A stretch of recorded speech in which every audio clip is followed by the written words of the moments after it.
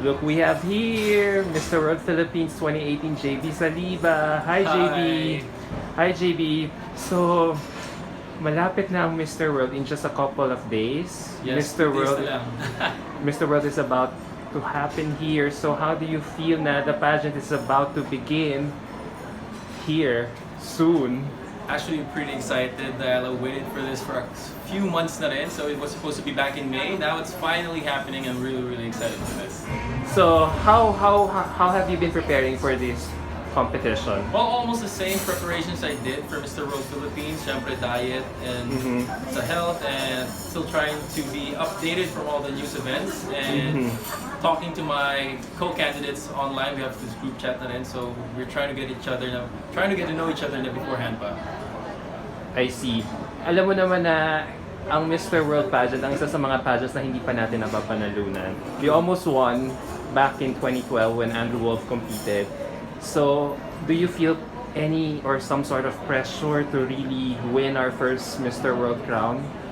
Well, the pressure is always there, but the best part now is it's going to be held here in the Philippines na alam kong lahat ng Filipino is susuporta sa akin ng 100% for this. I see. So, how are you, anong mga paghahanda ang mga ginagawa mo? Like kunya in terms of wardrobe, sino ang magdadamit sa'yo? Ano pang mga ibang pinagkakaabalahan mo para maging handa ka para sa Mr. World? Well, sa wardrobe, we're gonna have the stylist is Francis G. Pero sa mga national costume ko and sa suits ko, abangan nyo na lang kung sino. Mas maganda pag-surprise. Okay.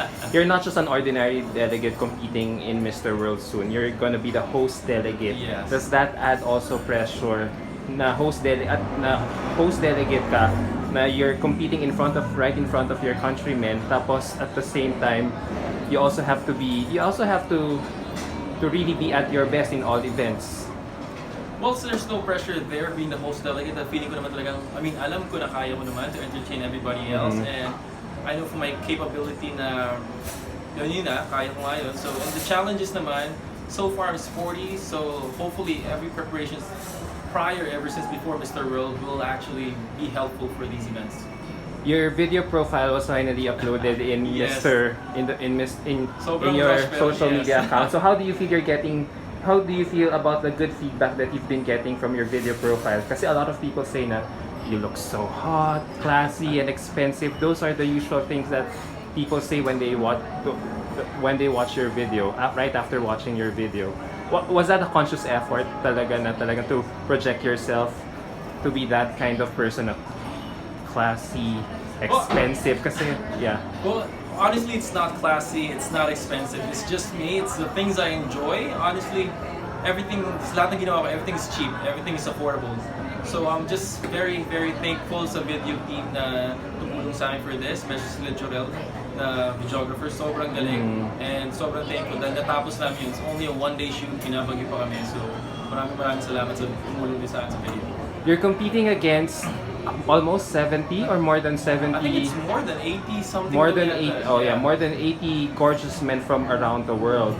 So who do you think so far is your biggest rival for the crown? Well, No safe answer. It's too early to tell. Maybe ask me again after a few weeks pagdating nila for me to get to know them.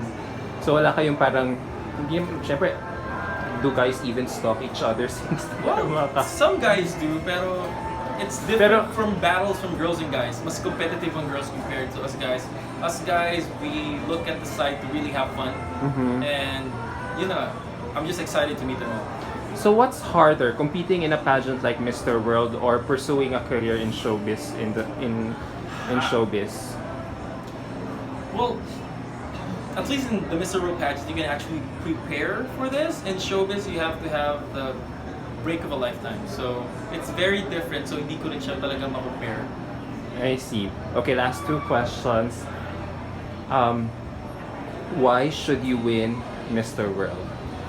Why? Because I want to be the first Filipino to win Mr. World, and I think I'm a desirable man. I know I am, so I'll prove this to all the Filipinos and all the people in the world.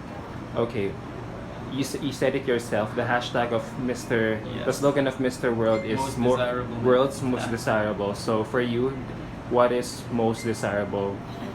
Most desirable is a respectful man, a family man, and someone who's afraid of God.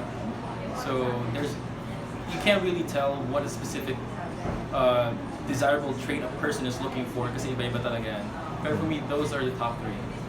Okay, last question. Could you give give a message to all your fans and supporters, especially your people from your hometown, to really support you for the upcoming pageant? And what do they have to do to keep supporting you? Well, in not this- just my hometown, but for the entire Philippines, please do support me. Mr. World 2019 is happening this August here in the Philippines. And please support me, Mobstar, Instagram, and Facebook. You can keep on sharing, keep on liking photos. So I need you guys on this one, and magkaisa tayo. So I hope to see you guys there, August 23rd. Thank you. Thank you.